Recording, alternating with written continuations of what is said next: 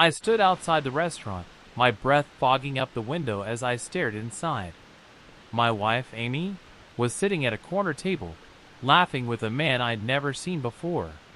It wasn't just the laugh that caught me off guard, it was the way she looked at him. A look I hadn't seen in a long time. A look that used to be mine. My heart pounded so hard I could barely think straight. I had followed her here after she told me she was working late. Again. But something about tonight felt different. The way she left the house so quickly, without her usual excuses or guilt, had set off alarms in my head. My gut had been telling me for weeks that something was wrong, but I'd ignored it, convincing myself it was just stress from work or my own paranoia. But here I was, watching my wife share a bottle of wine with some guy like I didn't even exist. I pulled out my phone and opened the GPS app, my hand shaking. Sure enough, it showed her location as somewhere across town, far from the office she supposedly was at. I couldn't believe it. How many times had I trusted her when she said she was working late? How many times had I been a fool? I leaned against my car, trying to catch my breath, but the anger and disbelief were choking me. I felt like a fool for trusting her. Amy and I had been married for 5 years. We had our ups and downs like any couple, but I thought we were solid. Sure, she'd been distant lately, but I figured it was just the stress of her new position at the law firm. I never imagined this. The guy she was with leaned in closer, whispering something in her ear that made her laugh again. My stomach turned. I couldn't take it anymore. This was the woman I shared my life with, the woman I thought I knew. But now, I wasn't so sure. I wanted to burst into the restaurant, to confront her right then and there. But something held me back. Maybe it was the shock, or maybe it was the fear of what I might hear. I knew that once I confronted her, once I said the words out loud, there would be no going back. This wasn't just a small misunderstanding. This was betrayal. As they stood up to leave, I ducked behind my car, watching as they exited the restaurant together. She looked so casual, so comfortable, like she wasn't doing anything wrong. I followed them, keeping a safe distance as they walked down the street. They weren't heading to his car, though. They were walking right toward our neighborhood. My chest tightened with every step. What was she doing? Who was this guy? I followed them all the way to the edge of our block before I stopped, not wanting to risk being seen. They disappeared into the darkness, and I stood there, frozen in place, wondering how the hell my life had come to this. For a few minutes, I couldn't move. My mind was spinning, trying to figure out what to do next. Should I confront her now? Should I wait until she got home and acted like nothing had happened? I couldn't just stand by and do nothing, but I also knew that if I confronted her now, in the heat of the moment, I might say things I'd regret. I made my way back to the house, my head filled with a million thoughts, none of them making any sense. I sat in the dark, waiting for her to come home, feeling the weight of the betrayal settling in. She didn't come back until after midnight, her key turning in the lock as if everything was normal. "Hey," she said casually, walking into the living room where I was sitting. She didn't even flinch when she saw me. "I didn't expect you to be up." I stared at her, trying to figure out if she was going to lie straight to my face. "How was work?" I asked, my voice tight, barely holding in the anger. She smiled, shrugging off her coat. Same old, same old. Long night, though." The audacity of it all hit me like a ton of bricks. She was lying. Straight to my face. I knew it. She knew it. But there she stood, acting like she hadn't just been out with another man. "Long night, huh?" I said, trying to keep my voice steady. "At the office?" "Yeah," she replied, not even missing a beat. "A lot of paperwork to catch up on." I couldn't believe what I was hearing. How could she lie so easily? How could she stand there, look me in the eyes, and pretend everything was fine? I know where you were, Amy, I said finally, my voice trembling with anger. Her face paled, and for a moment, I saw a flicker of panic in her eyes. But it was gone just as quickly as it appeared. What are you talking about? I followed you, I said, standing up, the words spilling out before I could stop them. I saw you with him. For a split second, she froze, her eyes wide. Then, just like that, her expression changed. Her mouth twisted into a defiant smirk, and she crossed her arms. Oh, so now you're stalking me. Is that what our marriage has come to? I couldn't believe what I was hearing. She was turning it around on me, trying to make me the bad guy. What the hell are you talking about? I snapped. You were with another man, Amy. Don't turn this around on me. Her eyes narrowed, her voice dripping with disdain. I don't have to explain myself to you, Dan. Maybe if you'd been paying attention to us, instead of accusing me of things I haven't done, we wouldn't be here. That was it. The moment I realized I didn't know this woman at all. Her words hung in the air, poisoning the room with their venom. Maybe if you'd been paying attention to us. What did that even mean? Was she really blaming me for her betrayal?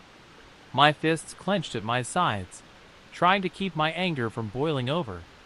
You don't have to explain yourself, I echoed, my voice trembling with disbelief. Amy, you've been lying to me for weeks. How long has this been going on? Who is he? She rolled her eyes, like I was the one overreacting. It's none of your business, Dan. None of my business. That's when it hit me. She didn't care. She wasn't sorry. She wasn't even pretending to be ashamed or guilty. It wasn't just that she betrayed me. It was that she didn't care enough to even lie convincingly. None of my business? I repeated, my voice rising. We've been married for 5 years. How is it not my business? Amy crossed her arms, the look on her face cold and detached. It's not like you ever cared anyway. You're always so busy with your work. Do you even notice me anymore? That familiar feeling of guilt crept up, but I shoved it down. I wasn't the one who'd broken our vows. I wasn't the one sneaking around behind my spouse's back. So this is my fault now? I snapped. You're cheating because I work too much? You don't get it, she said, shaking her head. You never did. We've been drifting apart for months, Dan. Maybe longer. And you didn't even notice. So yeah, I found someone else who actually pays attention to me. The room felt like it was closing in around me. The woman I thought I knew, the woman I'd built a life with, was standing in front of me, ripping apart our marriage like it was nothing. Like I was nothing. I took a deep breath, trying to steady myself. Who is he, Amy? I need to know. She hesitated for just a moment before her lips curled into a bitter smile. His name is Mark. The name hit me like a punch to the gut. Mark. I didn't know him, but that didn't matter. What mattered was that he wasn't me, and that Amy had chosen him over me. I felt sick to my stomach, my mind racing through the weeks of lies. The excuses, the distance. How long? I asked, my voice barely above a whisper. She shrugged, as if it didn't matter. A few months. A few months. Months of sneaking around, lying to my face, pretending that everything was normal. I wanted to scream, to throw something, but all I could do was stand there, staring at the woman I no longer recognized. You could have told me, I said, my voice cracking. You could have talked to me instead of doing this. And say what? She snapped, her eyes flashing with anger. That I was unhappy? That I was tired of being ignored? You wouldn't have cared, Dan. You would have just said you were too busy with work, like always. I couldn't believe what I was hearing. Was she rewriting our entire marriage?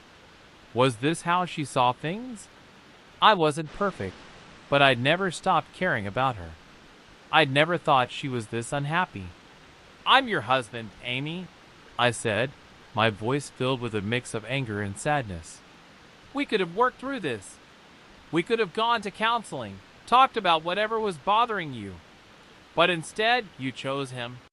Because I needed something more, she yelled, her voice rising with frustration. I needed someone who made me feel alive again, who actually saw me. And you haven't seen me in years. I flinched at her words, the truth in them cutting deeper than I wanted to admit. Maybe I hadn't seen her. Maybe I had been so focused on my work, on providing for us, that I missed the signs. But that didn't excuse what she'd done. That didn't justify the lies, the betrayal. You could have told me, I said again, my voice shaking. Instead, you decided to destroy everything we built together. Amy shook her head, her face hardening again. It was already destroyed, Dan. You just didn't notice. Silence filled the room, the weight of her words pressing down on me. I wanted to argue, to tell her she was wrong, that we could fix this, but the look in her eyes told me everything I needed to know. She was done. She had already made up her mind. Do you love him? I asked, barely able to get the words out. Her eyes flickered with something, regret maybe, before she looked away. It's not about love, she muttered. It's about feeling something again. I stood there, my heart shattering into pieces. This wasn't just a fling. This wasn't just some passing thing. She had checked out of our marriage long before I ever noticed. And now it was too late. For a moment, I thought about leaving. Just walking out and never looking back. But I couldn't move. I couldn't process the fact that my entire life had just collapsed in front of me. I don't know what to say, I admitted, my voice hollow. I don't even know who you are anymore. Amy sighed, her shoulders slumping. Maybe you never did. The room fell silent again, the tension between us thick and suffocating. I didn't know how to move forward from here. I didn't know what the next step was. All I knew was that the woman I'd shared my life with was gone, replaced by someone I didn't recognize. I turned and walked out of the room, my mind numb, my heart broken. I didn't know where I was going, but I needed to get away, to think, to figure out what the hell I was going to do next. As I stepped outside into the cool night air, I realized something that sent a chill down my spine. I stepped outside, the cool night air biting against my skin, but it did little to calm the fire burning inside me. I could still hear Amy's words echoing in my head. Maybe you never did. What did that even mean? Was our entire marriage a lie? Had I really been so blind to what was happening right in front of me? Or had she simply become a master of deception, hiding behind her lies so well that I didn't see the cracks until it was too late? I walked aimlessly, my mind spinning, trying to make sense of everything. How do you fix something like this? How do you pick up the pieces when the person you thought you knew better than anyone turns out to be a stranger? As I wandered the dark streets, I found myself heading toward the small park near our house, the place where we used to take evening walks when we first got married, back when we laughed together, held hands, and talked about the future like it was something bright and full of promise. Now, it felt like a lifetime ago. I sat down on one of the benches, my head in my hands, trying to push the images of Amy with him out of my mind. But they kept coming back. The way she smiled at him, the way she touched his arm like they'd known each other for years. I wanted to scream, to punch something, to do anything to stop the pain. How had we ended up here? Was it really my fault? Had I been so caught up in my work, so focused on building a future for us, that I'd lost sight of what was happening right in front of me? Or was this always who she was? Someone who would turn her back on the life we built the moment things got tough. I don't know how long I sat there, staring at the ground, lost in my own thoughts. But eventually, the sound of footsteps approaching pulled me out of my daze. I looked up, half expecting to see Amy, but it wasn't her. It was Jake, my neighbor. He and I weren't exactly close, but we'd shared a few beers over the years, talked about sports, work, the usual small talk. He must have noticed the look on my face because he frowned as he sat down beside me. "You okay, man?" he asked, his voice low, like he already knew the answer. I sighed, shaking my head. "No, not really." Jake was quiet for a moment, probably waiting for me to say more, but I wasn't sure where to start. How do you explain to someone that your life just fell apart in the span of a few hours? How do you put into words the kind of betrayal that leaves you feeling like you've been gutted? "I saw you walking out earlier," he said, breaking the silence. "Looked like something was bothering you." I laughed bitterly. "That's one way to put it." He raised an eyebrow, clearly confused. "What happened?" I hesitated. Part of me didn't want to say it out loud. Saying it would make it more real, and I wasn't sure I was ready for that. But then again, what difference did it make now? The truth was out there, whether I liked it or not. "Amy's been cheating on me," I said, the words feeling foreign on my tongue, like they belonged to someone else. Jake's eyes widened in shock. "What? Are you serious?" I nodded, my jaw clenched. "I followed her tonight. Saw her with some guy. She's been lying to me for months." He let out a low whistle, leaning back on the bench. "Man, I'm sorry.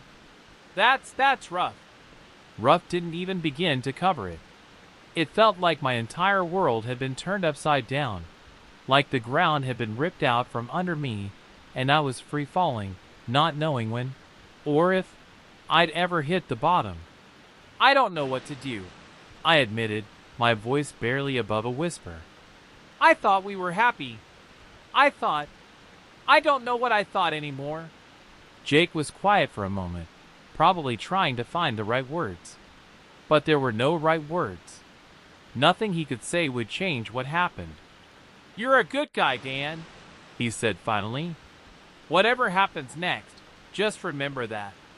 Don't let her mess with your head." I nodded, though his words did little to comfort me. I appreciated his attempt, but this was something I'd have to figure out on my own. No amount of reassurance or advice would take away the pain of what Amy had done. After a few more minutes of silence, Jake stood up, clapping a hand on my shoulder. "If you ever need to talk, you know where to find me." "Thanks," I muttered, watching as he walked away, leaving me alone with my thoughts once again.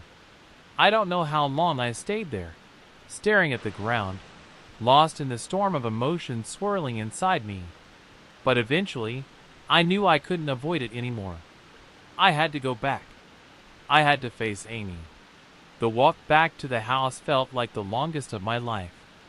With each step, the weight of what had happened pressed down harder, until I felt like I could barely breathe. My mind was racing with questions, none of which I had answers to. When I finally stepped through the front door, the house was quiet. Too quiet. Amy was sitting on the couch, her legs curled up underneath her, staring blankly at the TV. She didn't look up when I came in, didn't even acknowledge me. I stood there for a moment, trying to find the right words, but nothing came. All the anger, all the hurt, it was still there, burning under the surface, but I was too exhausted to let it out. "We need to talk," I said finally, my voice sounding hollow. Amy glanced at me, her expression unreadable. "About what?" I couldn't believe her. She was really going to play this game? After everything? "You know what?" I said, my voice harder than I intended. "We can't just pretend this didn't happen." She sighed, rubbing her temples like she was the one who had been wronged. "Dan, I'm tired. Can we do this tomorrow?" "Tomorrow?" I snapped. "There might not be a tomorrow, Amy." Her eyes flickered with something, anger, frustration, I couldn't tell, but she didn't say anything. She just sat there, staring at the TV like none of this mattered. And that's when it hit me. Maybe to her it didn't. I stood there, staring at her, my mind struggling to process the sheer indifference she was showing. Amy didn't care. Not about us, Not about our marriage. Not about the wreckage she'd left in her wake. It was like watching a stranger in my house. A woman who was once everything to me, now reduced to someone I could barely recognize. "Is that it, Amy?" I asked, my voice thick with disbelief. "You just don't care anymore?" She looked up at me, her eyes tired and cold. "Dan, I'm not doing this with you right now. I'm exhausted." Exhausted? I couldn't believe the words coming out of her mouth. Exhausted was what you felt after a long day at work, not after tearing someone's heart out. She didn't even try to defend herself or make an excuse. There was no emotion, no regret, nothing. "I'm tired too," I shot back, my voice rising. "I'm tired of you lying to me, sneaking around, and pretending like everything's fine. You've been cheating on me for months, Amy. You can't just sit there and act like I'm overreacting." She finally looked me in the eye, but there was no guilt there, only annoyance. "I don't know what you want from me, Dan. You want me to cry? Apologize? What's done is done." Her words hit me like a slap. What's done is done. Like our marriage, our life together, was nothing more than a finished chapter in a book she was ready to close. I felt the anger boiling up inside me, threatening to explode. But I knew that yelling wouldn't solve anything. It wouldn't change the fact that this was real, that Amy had made her choice long before I ever found out. "You really don't feel anything, do you?" I asked, my voice barely a whisper now. "Not even a shred of guilt?" She shrugged, her face blank. "I feel like we've been over for a long time, Dan. You just didn't want to see it." I stood there, speechless. Every word that came out of her mouth made it clearer. This wasn't a temporary thing. This wasn't something we could talk through or fix. She had checked out long before I even knew what was happening. I tried to think of something to say, something that would shake her out of this cold, emotionless shell she'd become. But the truth was, I was done too. Done trying to reach her, done trying to make sense of the mess she had created. I wasn't sure if I was more angry or heartbroken. The lines between the two emotions had blurred so much that I couldn't tell the difference anymore. "What do you want, Amy?" I asked finally, my voice breaking. "Do you want a divorce? Is that where this is heading?" She sighed again, as if the very idea of discussing our future was an inconvenience. "I don't know, Dan. Maybe. I don't know." That was the last straw. I couldn't take it anymore. I needed to get out of there before I said something I couldn't take back. Without another word, I turned and walked out of the room, grabbing my jacket from the hallway. I needed air. I needed space. I needed to be anywhere but here. The door slammed behind me as I stepped out into the night. The cold wind cut through me, but it didn't do much to numb the ache in my chest. I started walking, not really caring where I was going, just needing to get away from the suffocating weight of it all. As I wandered through the quiet streets, I tried to make sense of everything. How had it come to this? How had the woman I married turned into someone so distant, so detached? I replayed our entire relationship in my head, searching for the moment when things started to go wrong, but I couldn't pinpoint it. It was like trying to find a crack in a glass that had already shattered. I thought back to the early days of our marriage, when we were happy, or at least, when I thought we were happy. We used to talk about everything, spend time together, make plans for the future. But somewhere along the line, things changed.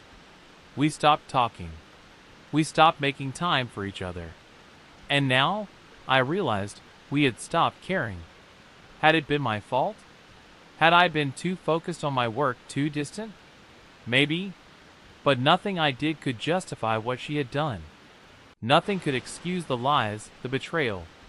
I found myself standing in front of the small coffee shop where Amy and I used to go on weekends, back when things were simpler, back when we were still in love.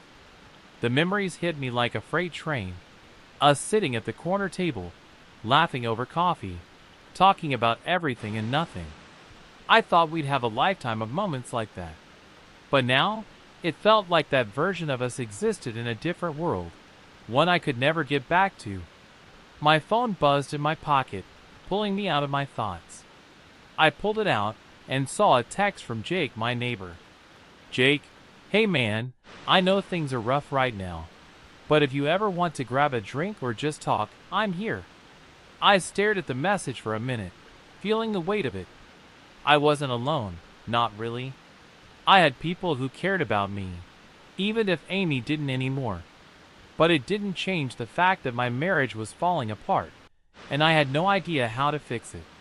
I typed a quick reply, thanks, I might take you up on that, and shoved the phone back into my pocket.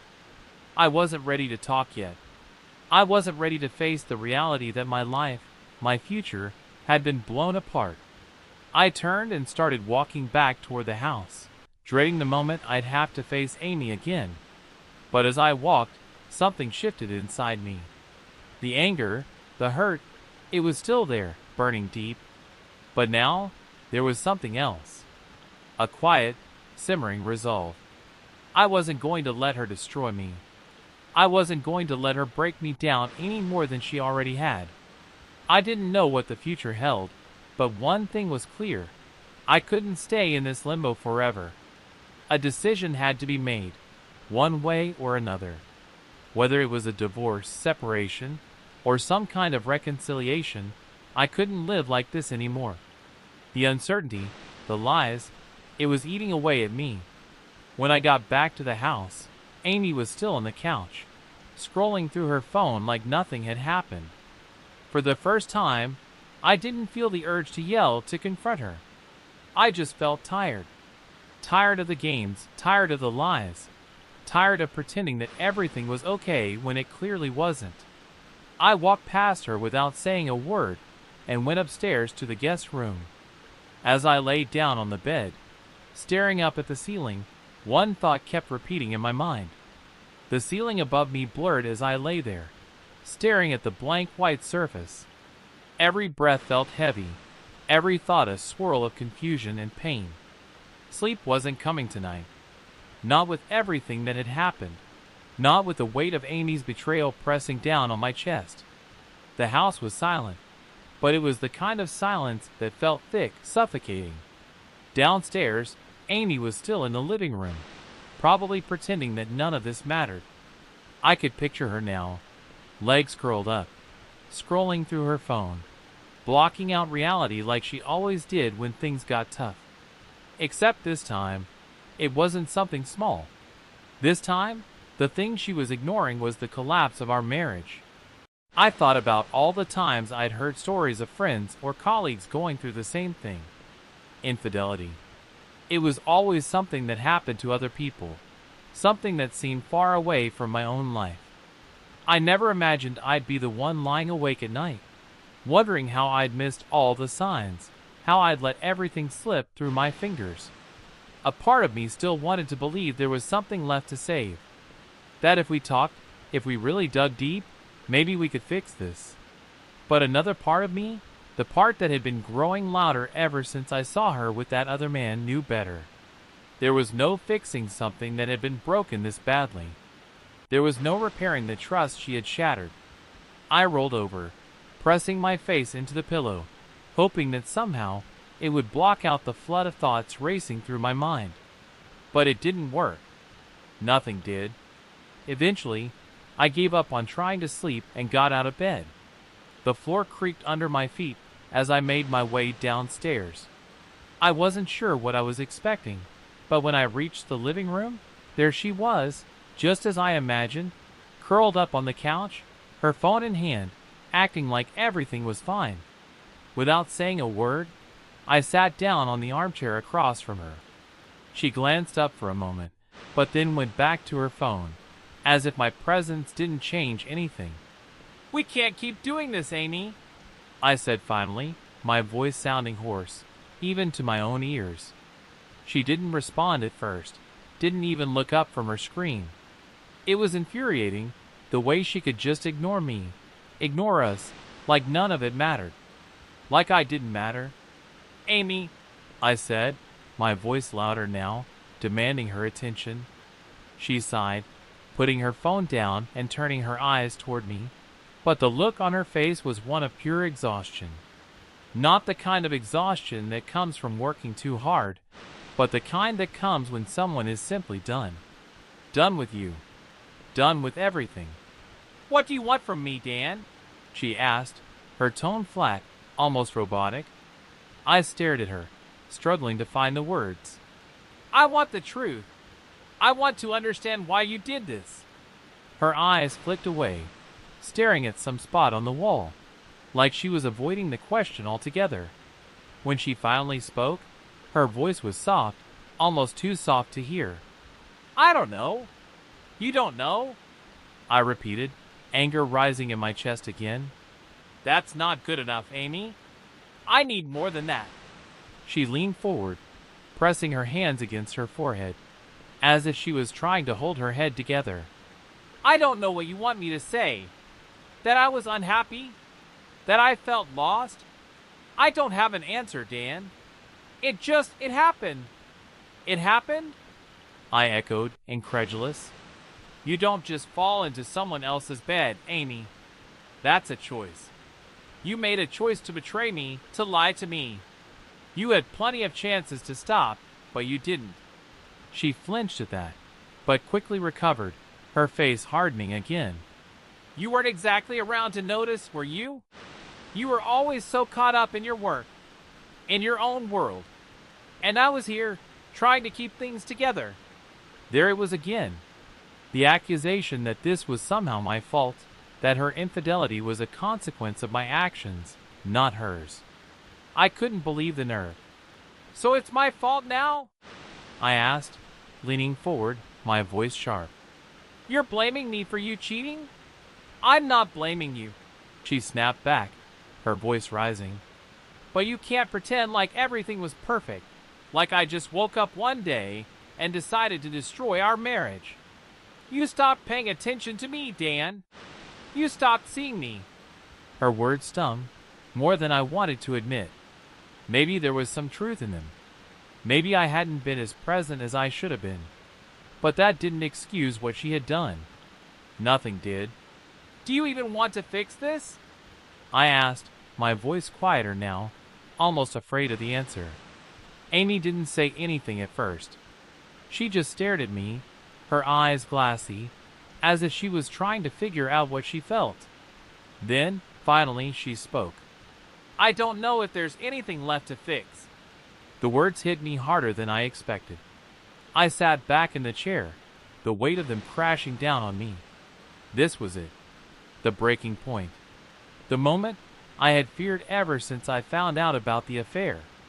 I can't keep living like this, I said quietly, more to myself than to her. I can't keep pretending that this is something we can come back from. Amy didn't respond, but she didn't need to.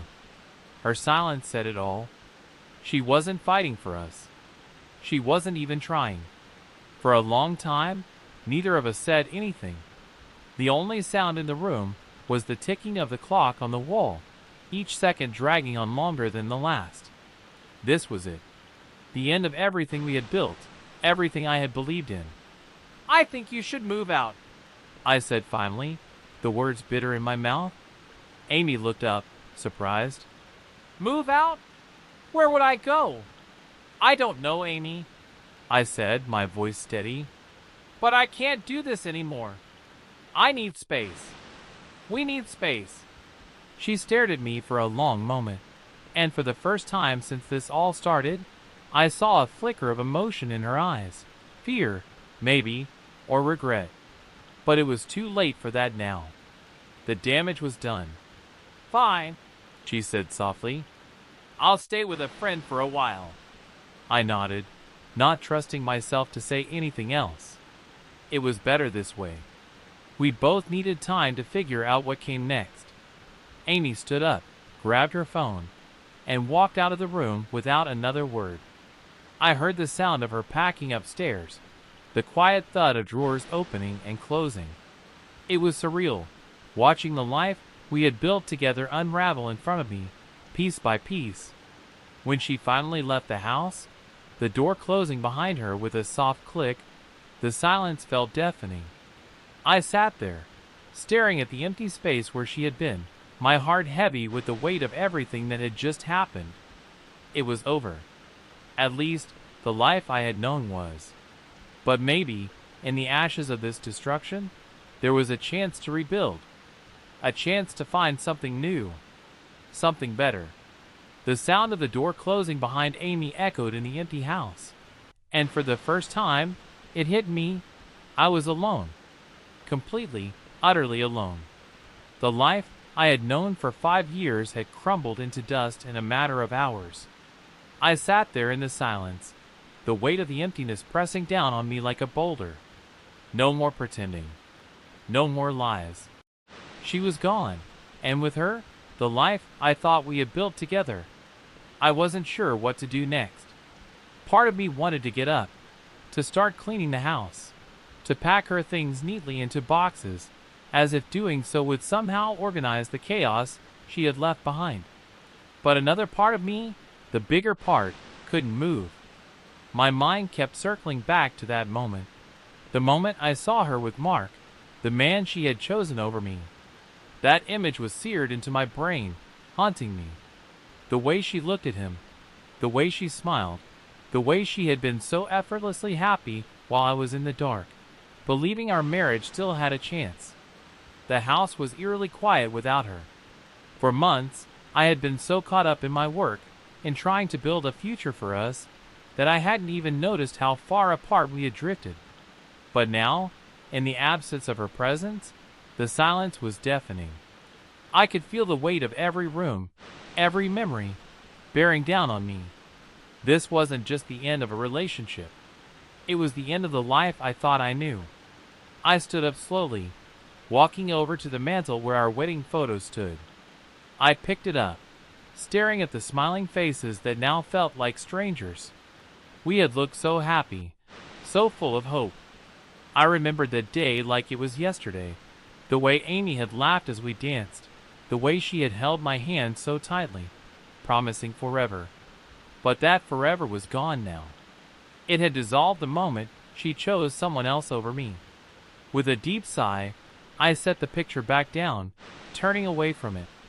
I couldn't look at it anymore. I couldn't keep torturing myself with the memories of what once was. I wandered aimlessly through the house, my footsteps echoing in the emptiness. Every room was a reminder of the life we had shared. The kitchen, where we used to make breakfast together on lazy Sunday mornings. The living room, where we curled up on the couch, watching movies late into the night. The bedroom, where everything had slowly started to unravel.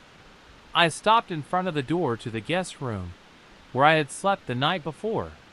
It felt so foreign, so wrong to be sleeping in a different bed, while Amy was still under the same roof. But now she was gone, and the guest room was no longer a temporary solution. It was my new reality. I stepped inside and sat on the edge of the bed, my head in my hands. The exhaustion hit me all at once, emotional, physical, everything. My mind replayed the conversation we had just had, her coldness, her detachment, the way she had so easily agreed to leave. It was like she had already made up her mind long before I confronted her. Maybe she had. Maybe this was always how it was going to end, and I had just been too blind to see it. The guilt crept in, the self-blame. Was this my fault? Had I pushed her away? Had I been so focused on work that I lost sight of the woman I had married? I couldn't deny that things had changed between us. The love we had once shared had slowly faded into something more like habit. But I had never imagined it would come to this. I had never imagined Amy would betray me like that. I needed to clear my head. I grabbed my jacket and stepped outside, the cold night air hitting me like a slap. I started walking, no destination in mind, just needing to escape the suffocating weight of the house. The streets were quiet, the only sound the crunch of leaves beneath my feet as I walked aimlessly, my thoughts swirling.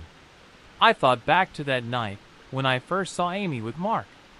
The shock, The disbelief, the anger. It had all felt so unreal, like a nightmare I couldn't wake up from. But now, as I walked through the quiet streets, the reality of it all settled in. This was my life now. This was the fallout of Amy's choices, and I was the one left to pick up the pieces. I passed by the small park where we used to go on walks, and without thinking, I sat down on one of the benches. We had spent so many evenings here, talking about everything and nothing, dreaming about the future. I felt like a fool now, thinking back to all those conversations, all those promises. How could I have been so blind? The thought of Amy with Mark, laughing, touching him, sharing a life with him, that was what tore at me the most. Not just the betrayal itself, but the ease with which she had slipped into someone else's arms. I had been working late, thinking I was building a future for us, while she was out building one with someone else. As I sat there, the anger bubbled up again, stronger this time. I wasn't just angry at Amy. I was angry at myself. Angry that I hadn't seen the signs sooner. Angry that I had let things get this bad. But most of all, I was angry that I still cared.